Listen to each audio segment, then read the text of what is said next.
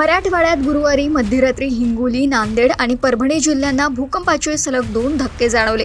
पहिला धक्का रात्री 1:37 वाजता रिश्टर स्केलवर 4.6 तर दुसरा 2:15 3.6 तीव्रतेचा नोंदवण्यात आला.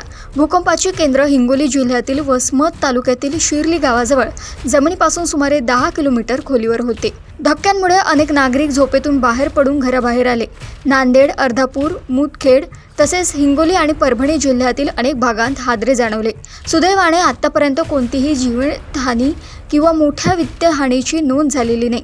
तरी काही कच्च्या घरांना किरकोळ तडे गेल्याची शक्यता व्यक्त करण्यात आली आहे.